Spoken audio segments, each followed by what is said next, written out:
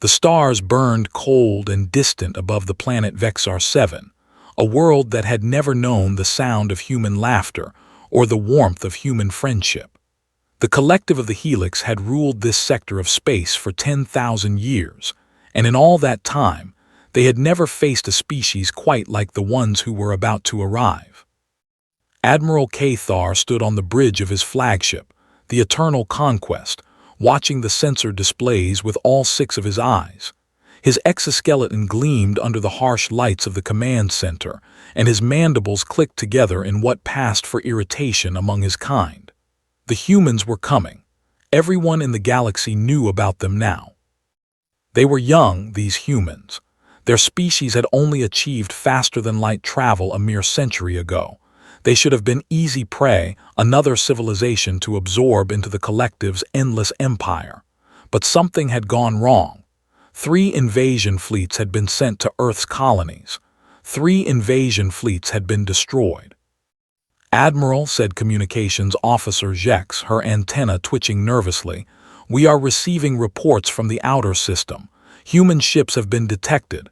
They appear to be small." Cathar's mandibles spread in what might have been amusement. "Small? How small?" "A single cruiser, Admiral, and 4 escort vessels, against our fleet of 200 warships." The bridge fell silent. This made no sense. The humans had to know they were sailing into certain death. No species could be this foolish, this reckless, unless— "Show me visual," Cathar commanded. The main screen flickered to life, displaying the approaching human vessels. The cruiser at the center was named the USS Brotherhood, and painted on its hull in bright letters were the words 2nd Marine Division. The 4 escorts surrounded it in a protective diamond formation, their weapons already charging. Cathar studied the ships. They were ugly things by Helix standards, all harsh angles and brutal efficiency. But what caught his attention were the smaller craft he could see through the cruiser's transparent hangar bays. Drop ships, assault pods. The humans weren't here to fight a space battle. They were here to land soldiers. "Madness," Cathar muttered. "Absolute madness. No ground force could survive against our planetary defenses. Even if they somehow got through our fleet, they would be slaughtered the moment they touched down." "Should I order the fleet to engage, Admiral?" asked his tactical officer. Cathar considered this. The logical thing would be to destroy these foolish humans before they got any closer, but something held him back. Perhaps it was curiosity. Perhaps it was the desire to understand why they would throw away their lives like this. "No," he said finally. "Let them come. I want to see what they think they can accomplish. Order all ships to maintain position but hold fire. Let us see if the humans are truly as insane as they appear." On board the USS Brotherhood, Colonel Sarah Chen stood before her Marines in the main hangar bay. 300 soldiers in powered armor, their faces hidden behind sealed helmets, their weapons locked and loaded. They were the best humanity had to offer, veterans of a dozen campaigns, survivors of battles that should have killed them all. But they weren't just soldiers, they were family. "Listen up," Colonel Chen said, her voice carrying through every helmet speaker in the bay. "I'm not going to lie to you. The odds are bad. We're outnumbered, outgunned, and flying into the heart of enemy territory. By every calculation, every analysis, every tactical assessment, we should turn around and go home." She paused, looking at the rows of armored figures before her. She knew every single one of them. Private Williams, who had saved her life on Arcturus Prime by throwing himself over a grenade. Sergeant Rodriguez, who had carried 3 wounded Marines out of a burning building on New Shanghai. Lieutenant Park, who had held a defensive position for 16 hours against overwhelming odds, simply because his squad needed time to evacuate civilians. "But I know something the Helix doesn't know," Colonel Chen continued. "I know what you're capable of. I know what happens when Marines fight for each other. We don't give up. We don't abandon our own. And we sure as hell don't surrender to a bunch of bug-eyed bastards who think they can take our people without consequences." A low growl of approval, ran through the assembled Marines. 2 weeks ago, the Helix raided Colony 7. They took prisoners. Men, women, children, our people, our family. Intelligence says they're being held in a facility on Vexar 7, scheduled for transportation to a labor camp in 3 days. We have that long to get them out. Colonel Chen activated her helmet display, projecting a holographic map of the planet below. We're going to drop through their fleet, punch through their planetary shields, and hit this facility here. The Helix has never faced Marine ground forces before. They think we're weak because we're soft on the inside, because we form attachments, because we care about each other. They're about to find out just how wrong they are. She raised her fist. What are we? Marines, 300 voices roared back. What do we fight for? Each other. And what happens to anyone who tries to hurt our family? The response was so loud it shook the walls of the hangar bay. HFY die. Colonel Chen nodded, her heart swelling with pride. Drop in 10 minutes. Check your gear, check your buddy's gear, and remember, no one gets left behind, ever. As the Marines dispersed to their assigned drop pods, Private First Class Tommy Wilson found himself standing next to his best friend, Corporal James Okonkwo. They had been together since basic training, had watched each other's backs through a dozen firefights, and had sworn an oath that neither of them would die alone. "You scared?" Tommy asked, checking his rifle for the 100th time. James laughed, a deep rumbling sound that Tommy had come to love. "Terrified, you?" "Same." Tommy sealed his helmet and felt the familiar pressure of the air recyclers kicking in. "But you know what? I'm more scared of letting you down than I am of dying." James reached out and clasped Tommy's armored hand. "Brother, as long as we've got each other, we're invincible. The Helix doesn't understand that. They can't understand that. They don't know what it means to have someone who would die for you without a second thought." "And who you'd die for just as fast," Tommy agreed.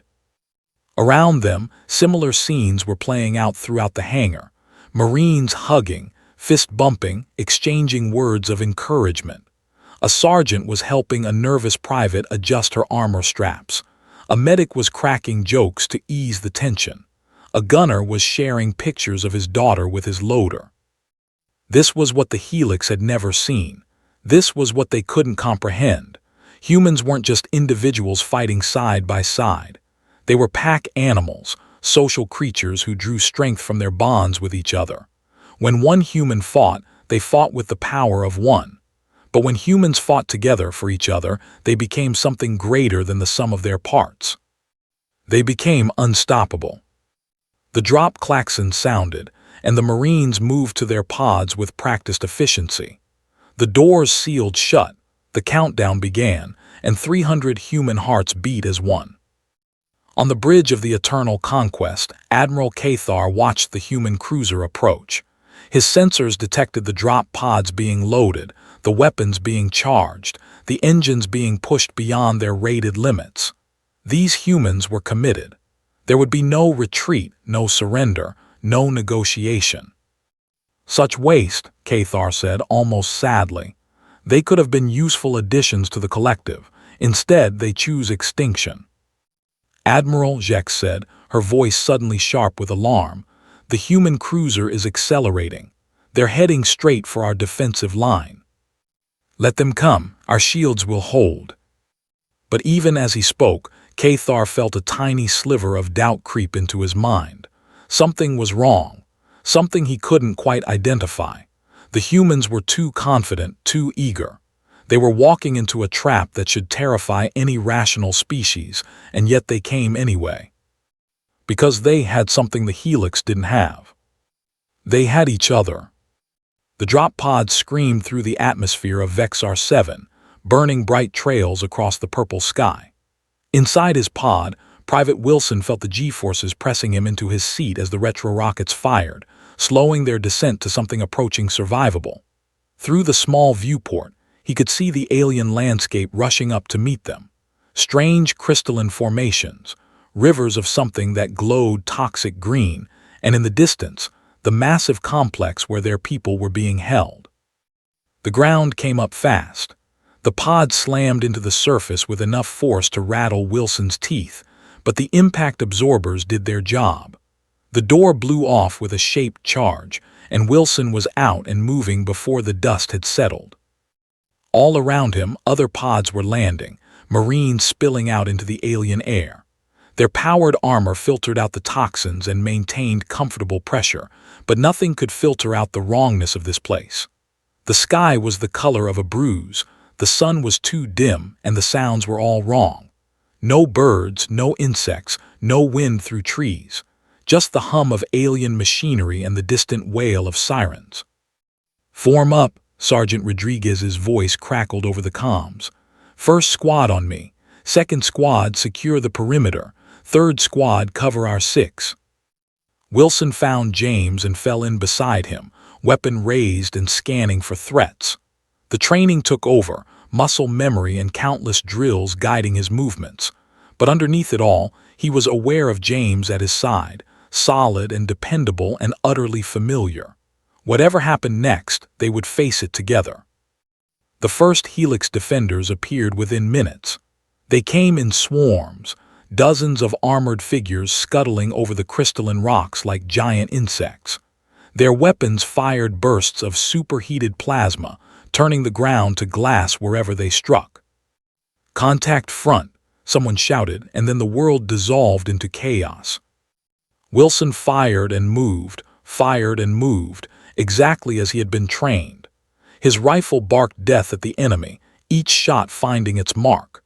Beside him, James was doing the same, their movements synchronized like a deadly dance they had practiced 1,000 times.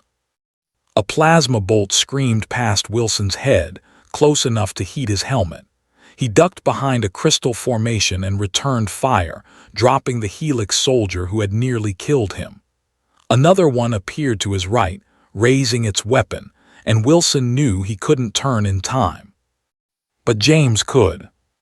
The corporal's rifle spoke twice and the alien crumpled. Wilson didn't need to say thank you. It was understood. It had always been understood. "Push forward," Colonel Chen commanded. "They're falling back to the main entrance. Don't let them regroup." The Marines advanced like a wave of armored death. They moved in pairs, in fire teams, in squads, each unit covering the others.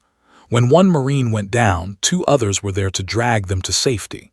When ammunition ran low, it was shared without hesitation. When fear threatened to overwhelm, a hand on the shoulder or a word of encouragement pushed it back. The Helix had never seen anything like it. Their tactical programs were designed to exploit individual weaknesses, to isolate and destroy enemies one at a time. But these humans refused to be isolated. They clung to each other like their lives depended on it, because they knew that their lives did depend on it. Admiral Cathar watched the battle from orbit, his mandibles hanging slack in disbelief. His forces outnumbered the humans 5-1. They had superior firepower, defensive positions, and knowledge of the terrain. And yet, the humans were winning. "How is this possible?" he demanded. "Our soldiers are being slaughtered." "The humans," Jek stammered, studying her sensors with growing horror. "They're not fighting like individuals, Admiral. They're fighting like a single organism. When we target one, the others move to protect it. When we try to flank them, they adapt instantly. It's as if they can read each other's minds." "That's impossible. They don't have telepathy. Our scans confirm it." "Not telepathy, Admiral. Something else. Something we don't have a word for." Cathar stared at the display, watching his forces crumble before the human advance.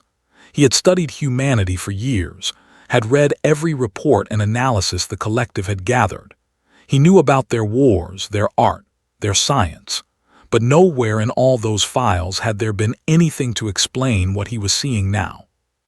What was this power they had? How did they move together so perfectly, anticipate each other's actions so completely? It went beyond training, beyond discipline. It was something fundamental to their nature, something written into their very DNA.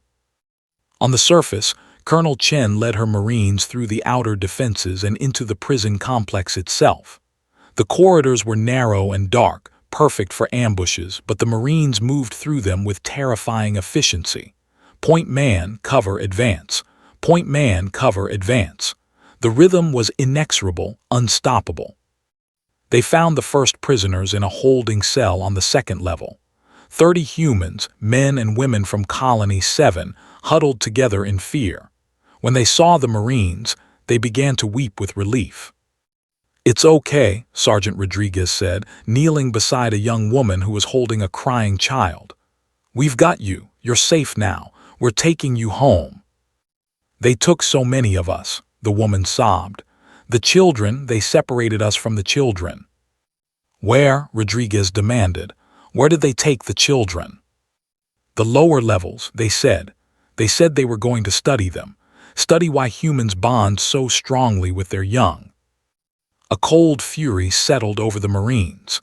They had come for their people, all their people, and the thought of children being experimented on by aliens filled them with a rage that went beyond mere anger. "New objective," Colonel Chen announced over the comms. "All units were going to the lower levels. We're getting those kids." No one questioned the order.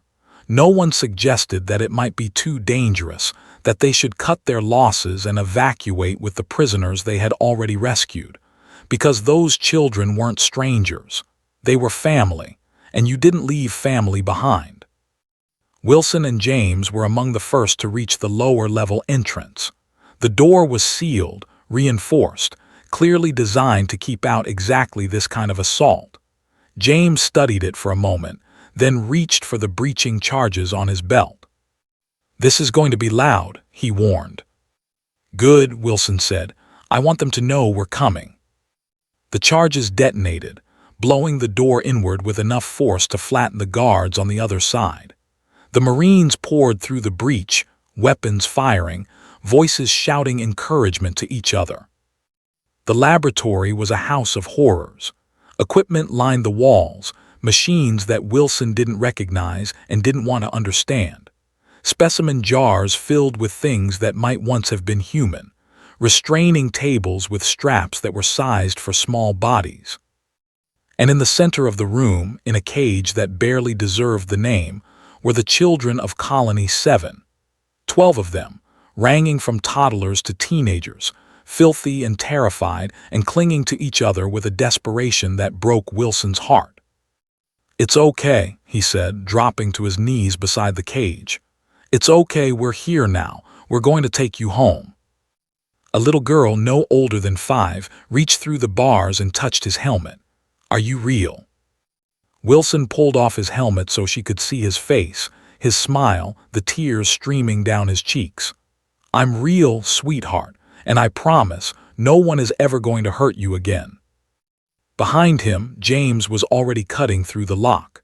The cage door swung open, and the children rushed out, clinging to the Marines like lifelines. Wilson found himself holding 3 of them at once, their small arms wrapped around his neck, their frightened sobs gradually giving way to hiccups of relief. This was why they fought. Not for glory, not for conquest, not for any of the things the Helix valued. They fought for this. For the chance to hold a scared child and tell them that everything was going to be okay. For the knowledge that somewhere in the galaxy, families would be reunited because they had been willing to risk everything. "Colonel," Rodriguez reported, "we have the children, all 12 accounted for, bringing them to the evac point now." "Copy that," Chen replied. "All units begin extraction. The fleet is sending shuttles." The withdrawal was just as methodical as the advance. Marines formed a protective corridor, children and rescued prisoners in the center, weapons facing outward. The Helix threw everything they had at them, desperate to stop the humans from escaping with their prizes, but it wasn't enough. It could never be enough. Because every time a Marine fell, another stepped forward to take their place.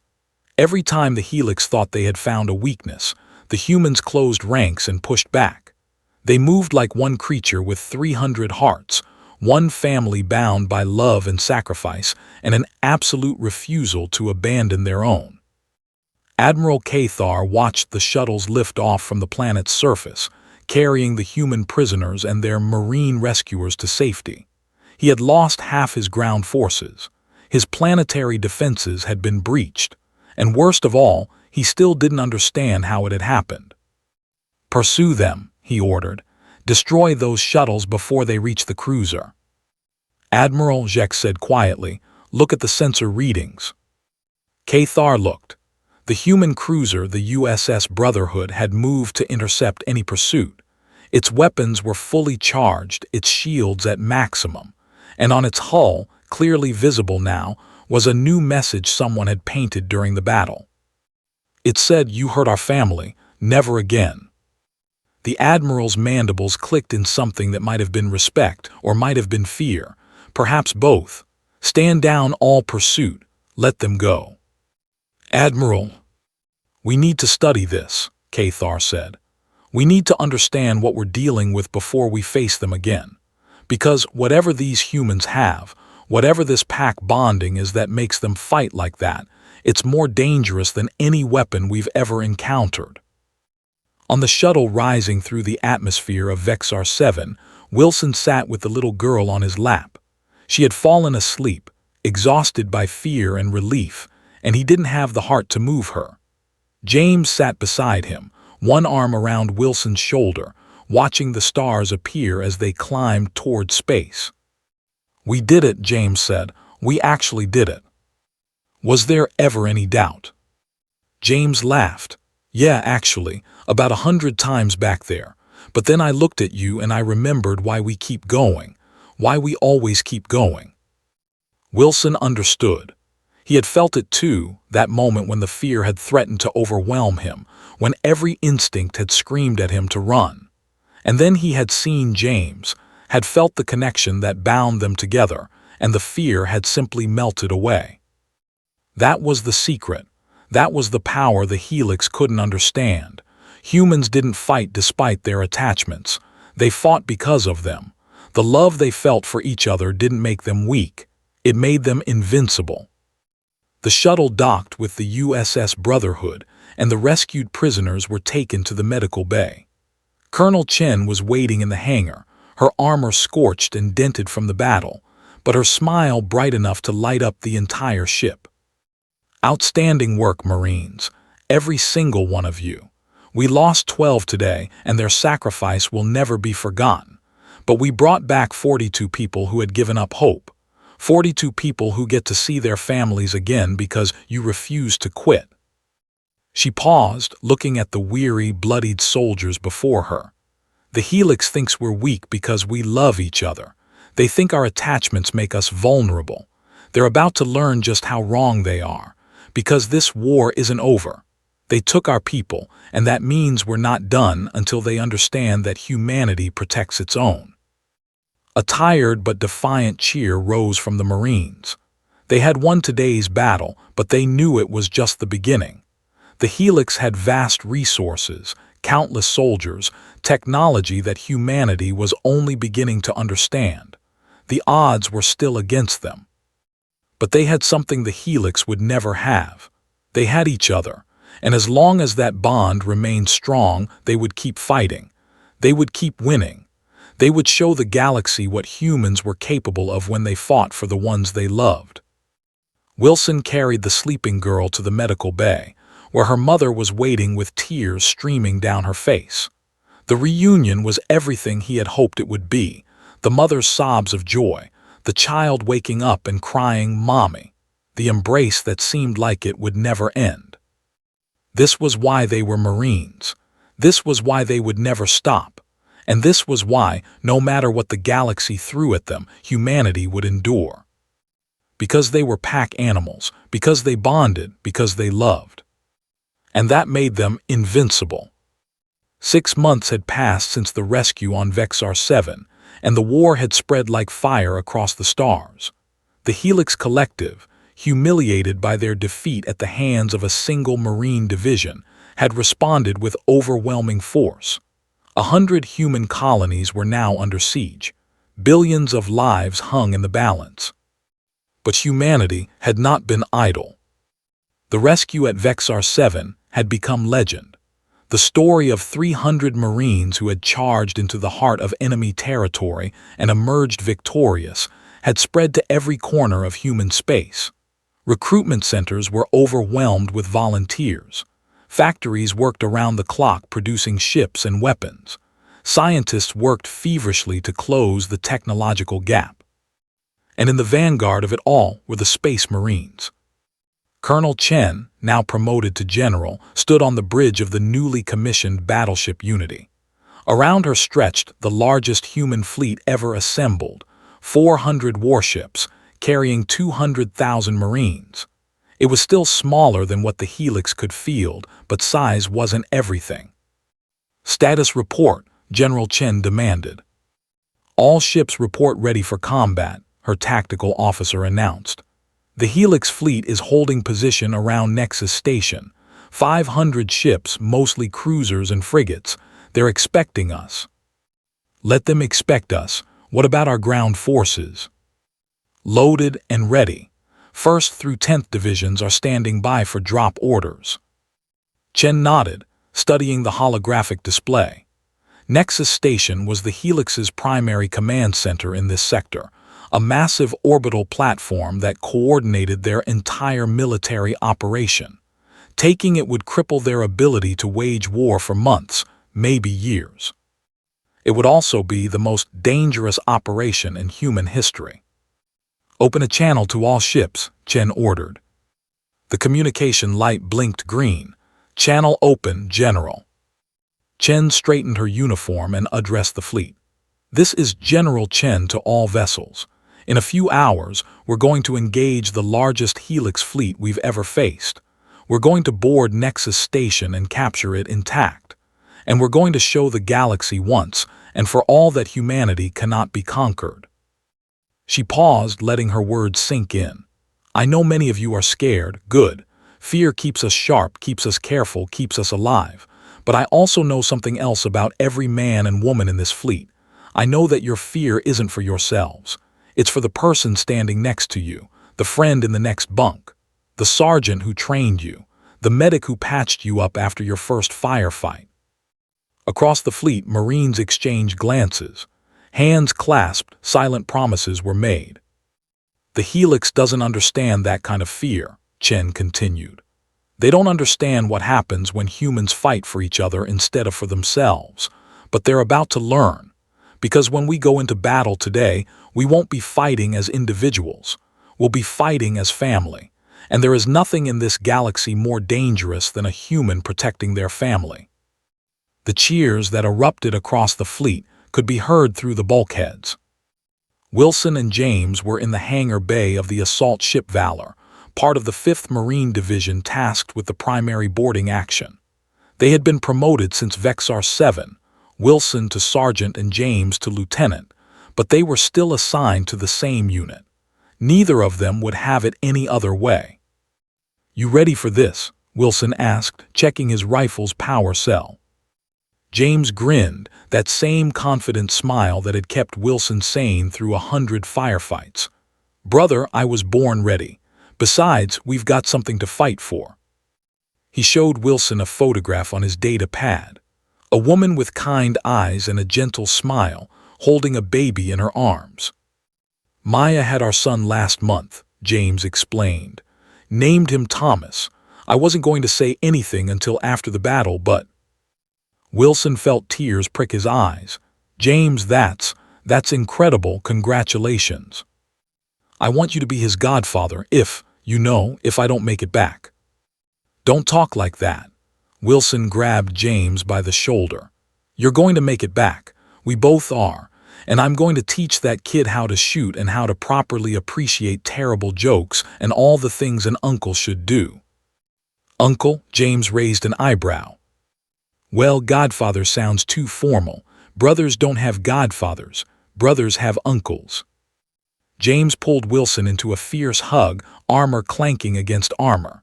"Brothers it is." Around them, similar scenes were playing out. A sergeant showing off pictures of her daughter's birthday party. A private reading a letter from his mother for what had to be the 100th time. A medic praying quietly, not for herself, but for all the wounded she would have to save. These moments of connection were what the Helix couldn't quantify, couldn't analyze, couldn't understand. They thought humans were weak because they allowed themselves to feel, to love, to grieve. They didn't realize that these emotions were humanity's greatest weapon. The battle began without warning. The Helix fleet surged forward, thousands of plasma cannons opening fire at once. The human ships responded in kind, energy shields flaring as they absorbed the initial barrage. The void between the fleets became a light show of destruction, ships dying on both sides. But the humans weren't trying to win in space. They just needed to get close enough. "All dropships launch," the order came. The assault ships opened their bay doors and vomited forth a swarm of smaller craft. Hundreds of dropships and assault pods streaked toward Nexus Station, weaving through the chaos of the space battle. Anti-spacecraft weapons from the station reached out to destroy them, and many died in fireballs that bloomed silently in the vacuum. But not enough, not nearly enough. Wilson felt the dropship shudder as they entered the station's defensive perimeter. Alarms blared, warnings screamed, and he could feel rounds impacting against the hull. But the pilot, a madwoman named Rodriguez who claimed to be related to the sergeant from Vexar 7, kept them on course. 30 seconds to breach," she shouted over the intercom. "Hope you boys and girls brought your angry faces." The dropship's nose glowed white-hot as it burned through the station's exterior hull. The impact was violent enough to throw everyone against their restraints, but the Marines were on their feet instantly, weapons ready, moving toward the breach even before the ramp was fully down. Nexus Station was enormous, a city in space, and it was crawling with Helix defenders. They came in waves, chitinous bodies and multi-jointed limbs, energy weapons blazing. The corridors were too narrow for tanks, too cramped for heavy weapons. It was going to be infantry work, close-quarters combat where there was no room for hesitation. Exactly the kind of fight humans excelled at. Wilson and James moved through the station like partners in a dance, covering each other, supporting each other, never leaving the other exposed. Where Wilson fired, James reloaded. Where James charged, Wilson provided cover. They had done this so many times that words were unnecessary.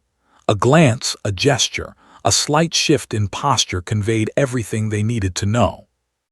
"Contact left," James shouted, and Wilson was already turning, already firing, dropping the Helix soldier before it could complete its ambush. "Grenade coming in," Wilson warned, and James was already moving, already diving, already pulling a wounded private to safety before the explosion could claim another victim. This was what the Helix couldn't replicate with any technology. This synchronization born of trust, of love, of countless hours spent together. Their soldiers were efficient, well-trained, dangerous. But they fought as individuals, each one looking out for themselves first and the collective second. Humans fought for each other first. Everything else was secondary. The battle raged for hours. Corridors were taken and lost and taken again. Marines fell, their brothers and sisters dragging them to safety or standing over their bodies to prevent desecration. The Helix threw everything they had at the humans, but for every Marine they killed, they lost a dozen of their own. And inch by inch, room by room, the humans pushed forward. Wilson lost track of time somewhere around the 4th hour. He lost count of the Helix soldiers he killed somewhere after the first 100. But he never lost track of James, never stopped watching his brother's back, never stopped fighting for the man who had become more family to him than his own blood. They reached the station's command center together, part of a 50 Marine assault team that had cut through half the station to get there. The doors were reinforced, sealed, clearly designed to withstand exactly this kind of attack. "Breaching charges," Lieutenant Park commanded, "set them up." As the demolitions experts went to work, Wilson took a moment to catch his breath. His armor was scorched and dented, his rifle's power cell was nearly depleted, and he was pretty sure at least 2 of his ribs were cracked. But he was alive. James was alive, and they were about to end this. "Hey," James said, limping over to stand beside him. "You okay?" "I'll live, you." "Same." James looked at the door, then back at Wilson. "Whatever's on the other side of that door, whatever happens next, I want you to know something." "Save it, you can tell me after we win." "No, I need to say it now." James put his hand on Wilson's shoulder. "You're my brother, not by blood but by choice, and that means more to me than anything. You've saved my life 100 times over. You've kept me sane when everything went to hell. You've been there for me when no one else was. I love you, man. I don't say it enough, but I do." Wilson felt his eyes stinging behind his helmet. "I love you too, James. Always have, always will. Now let's finish this so you can go home to Meyer and Thomas." The breaching charges detonated. The command center was a vast, dome-shaped room filled with computer terminals and tactical displays. And in the center of it all, standing on a raised platform, was a figure that Wilson recognized from countless intelligence briefings. Admiral Cathar, commander of the Helix forces, the architect of the war that had killed millions. He stood alone, his guards already dead or fled, his fleet shattered in orbit. He looked at the Marines pouring into his command center with an expression that might have been resignation or might have been curiosity. "So," Cathar said, his voice carrying through the universal translator, "you've won. I confess, I did not believe it possible. Your species continues to surprise me." General Chen pushed through the Marines, her own armor as battered as theirs. "Admiral Cathar, by the authority of the United Earth Government, you are under arrest for war crimes against humanity. Your fleet has been destroyed, your station is ours, and your war is over." "Over?" Cathar's mandibles clicked in what might have been laughter. "General, you have won a battle, nothing more. The collective spans 1,000 systems. We have armies that outnumber your entire species. You cannot defeat us." "Maybe not," Chen admitted. "But we don't have to. We just have to keep fighting until you understand that some victories cost more than they're worth. You took our people. You hurt our families. And we will never, ever stop making you pay for that." She stepped closer, close enough that Cathar could see the fire in her eyes. "That's what you don't understand about us, Admiral. We don't fight because we think we can win. We fight because the alternative is unacceptable. We fight because our bonds with each other are stronger than our fear of death. We fight because that's what families do." Cathar was silent for a long moment, studying her with all 6 of his eyes. "Your pack bonding," he said finally. "I have spent years trying to understand it. We don't have a comparable mechanism in our species. We cooperate, yes, but we don't feel for each other the way you seem to. I admit, I find it fascinating and terrifying." "You should find it terrifying, because it means you can never beat us. You can kill us, destroy our ships, burn our colonies. But as long as even 2 humans survive to care for each other, to fight for each other, we will keep coming. We will never give up. And eventually, one way or another, we will win." The Admiral's mandibles clicked thoughtfully. "Then perhaps there is another way, one that does not require more death." Chen raised an eyebrow. "I'm listening." The negotiation that followed would change the course of galactic history. Admiral Cathar, facing a choice between endless war and a humiliating peace, chose peace. The collective would withdraw from human space, return all prisoners, and recognize human sovereignty.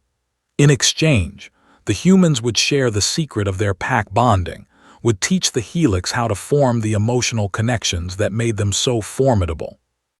It was a strange bargain, and many doubted it would work. How do you teach love to a species that has never felt it? How do you explain family to those who reproduce through cloning? But the alternative was more war, more death, more families torn apart. And if there was even a chance that the Helix could learn to value connection over conquest, wasn't it worth trying? Wilson and James stood at the observation window, watching the Helix fleet retreat. The stars beyond them gleamed cold and distant, but somehow they seemed less hostile now. "You think it'll work?" Wilson asked, teaching them to feel. "I don't know," James admitted. "But I think it has to, because if they don't learn, they'll just come back, and next time there might be too many of them even for us." "Then I guess we'd better be good teachers." James laughed, slinging an arm around Wilson's shoulder. "We will be. After all, the best way to teach pack bonding is to demonstrate it, and we've got that covered." The shuttle that would take them back to Earth was waiting. Wilson thought about all the people who would be returning on ships like this one, all the families who would be reunited, all the children who would grow up in a galaxy at peace. That was what they had fought for. That was what all the death and sacrifice had been for. Not glory, not conquest, not even survival, just the chance to come home to the ones they loved.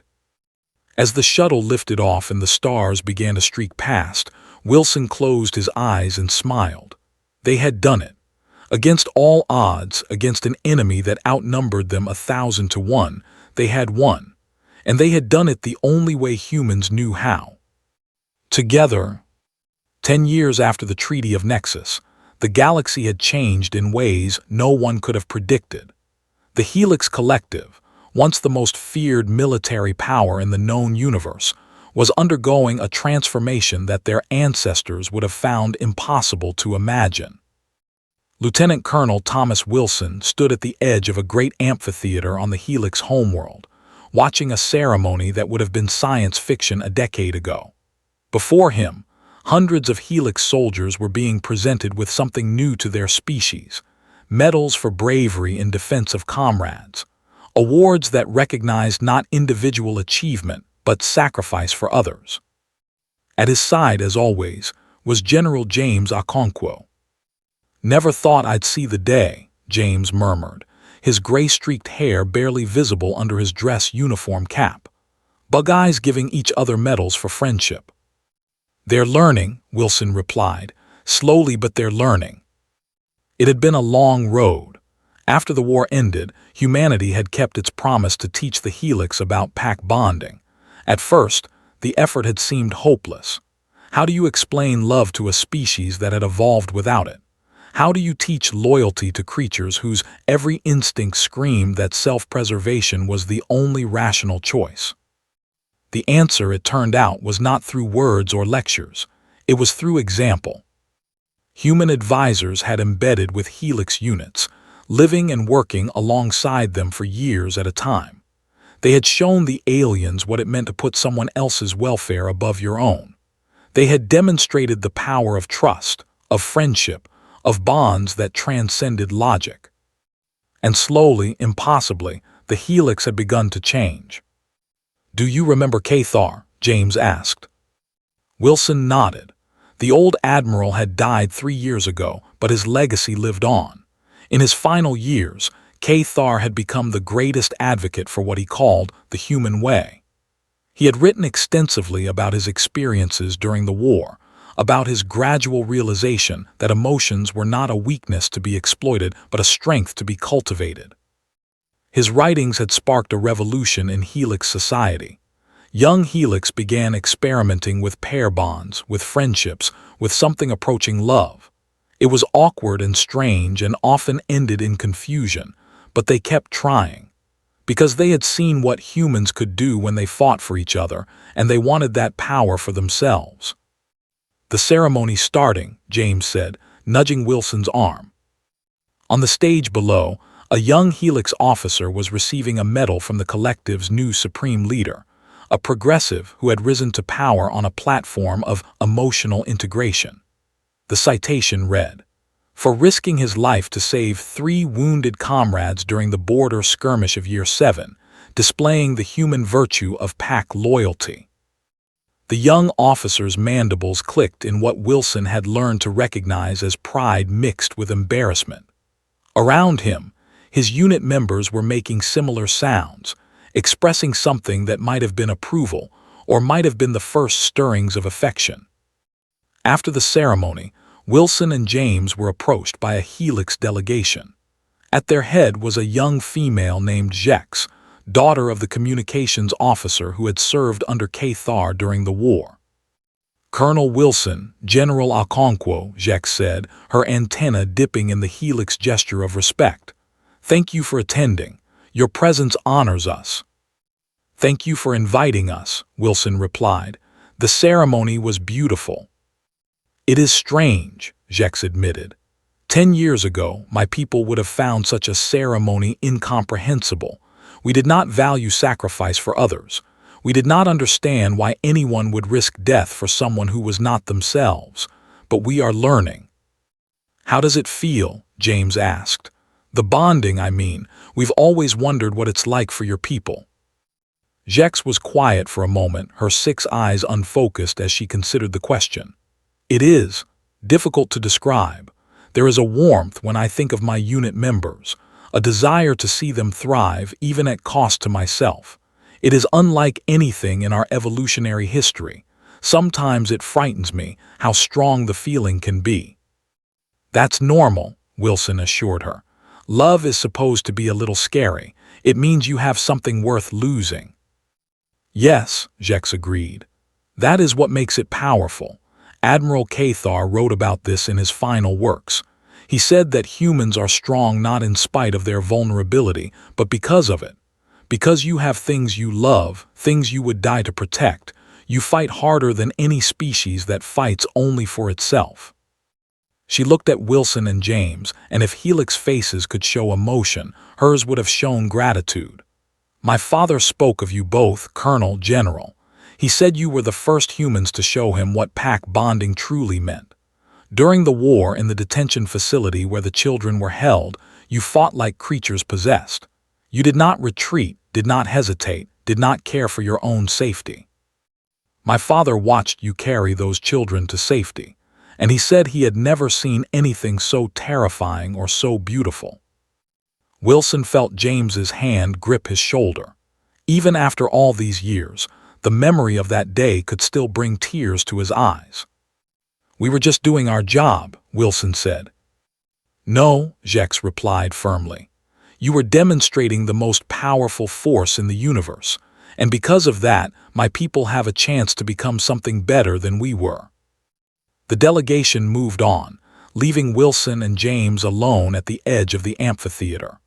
Below them, Helix soldiers were mingling with human advisors, practicing the awkward art of friendly conversation. It was strange to see creatures who had once been bitter enemies trying to learn how to be friends. "You okay?" James asked. Wilson wiped his eyes and nodded. "Just thinking about how far we've come. Remember when we were just 2 scared kids in basic training, wondering if we'd survive our first deployment?" "I remember. I also remember making a promise that neither of us would die alone.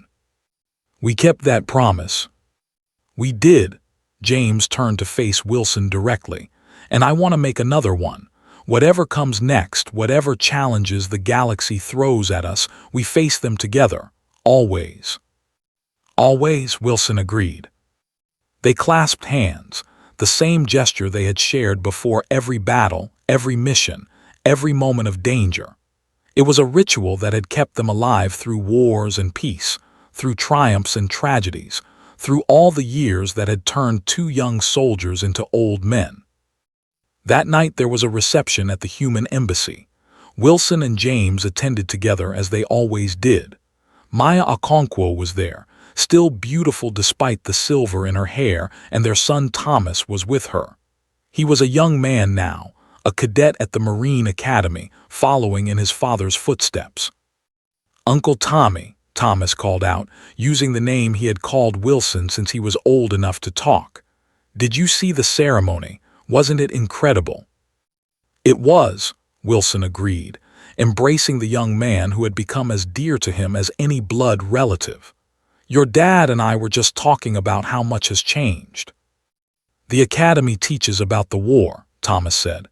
"About how you and Dad were part of the original force that proved humans could beat the Helix. They call you heroes." "We're not heroes," James said, coming up behind his son. We just did what needed to be done. That's what all heroes say, Dad. Maya laughed, linking her arm through her husband's. He's got you there, James. You can't deny it. You and Tommy changed the course of galactic history. If that's not heroic, what is? Wilson watched his found family with a warmth that went beyond mere happiness. This was what they had fought for, not medals or glory or a place in history books. Just this, people they loved, gathered together, safe and free because others had been willing to sacrifice for them. Speech, someone called out, and the cry was taken up around the room. Speech, speech. General Okonkwo held up his hands for silence, and the room slowly quieted. He looked around at the assembled crowd, humans and Helix together, former enemies now working toward a common future. 40 years ago, James began, I was a scared kid from New Chicago, shipping out to my first deployment. I didn't know if I'd live long enough to make corporal. The only thing that kept me going was the man standing next to me, my brother, Tommy Wilson. Wilson felt his face heat up as everyone turned to look at him. We fought a lot of battles together, James continued. We lost friends, saw things no one should have to see, came within inches of death more times than I can count. But through it all, we had each other, and that made all the difference. He raised his glass. The Helix are learning what we've always known. They're discovering that strength isn't about being invulnerable. It's about having something worth being vulnerable for, someone you love enough to die for, someone who loves you enough to die for you. James's eyes met Wilson's across the room. The war is over, the galaxy is changing, but some things will never change. The bonds we form with each other, the love we share, the willingness to sacrifice everything for the people we care about. That's what makes us human. That's what made us victorious. And that's what will carry us forward into whatever the future holds. To pack bonding, James said, raising his glass higher. To pack bonding, the room echoed. To family, Wilson added. To family. To each other. To each other. The cheers rang out across the embassy, humans and Helix voices mixing together in celebration. It was a sound that would have been impossible a decade ago, unthinkable a century ago. But here it was, proof that even the greatest enemies could become allies, that even the coldest hearts could learn to feel. After the reception, Wilson and James found themselves on the embassy roof, looking up at the alien stars. Somewhere out there, humanity's colonies were spreading across the galaxy. Somewhere out there, Helix and humans were learning to live together, to work together, to care for each other. You know what I think about sometimes? Wilson asked. What? That little girl from Vexar 7, the one I carried out of the lab. James nodded. I remember her. What about her? She sent me a message last month. She's grown up now, has kids of her own. She named her son Tommy after me, said she wanted him to know about the man who saved her life. That's beautiful. Yeah, it is. But the thing that got me was what she wrote at the end. She said that because of what we did, her children will grow up in a galaxy where humans and Helix are learning to be friends, where the bonds we share are spreading to other species, where love is becoming the most powerful force in the universe. Wilson's voice caught. She said we didn't just save her life, we helped save the future. James put his arm around Wilson's shoulders, the same gesture he had made 1,000 times over the years. We did, brother. We really did. They stood there for a long time, two old soldiers who had seen too much and lost too much but who had never lost each other. The stars wheeled overhead, the universe vast and cold and indifferent to the struggles of mortal beings. But Wilson and James didn't feel small. They felt connected to each other and to all the humans and Helix who were learning to form bonds of their own. That was the secret humanity had shared with the galaxy, not technology or weapons or strategy, just the simple truth that love makes you stronger, that caring about someone else gives you something worth fighting for, that the bonds between people are more powerful than any force in the universe. The Space Marines had shown the aliens why pack bonding made humans invincible. And now, slowly but surely, the whole galaxy was learning the same lesson. "Ready to go home?" James asked. Wilson smiled. "Yeah, let's go home." They walked back into the embassy together, side by side as always. Tomorrow would bring new challenges, new problems to solve, new battles to fight. But tonight they had each other, and that was enough. It had always been enough.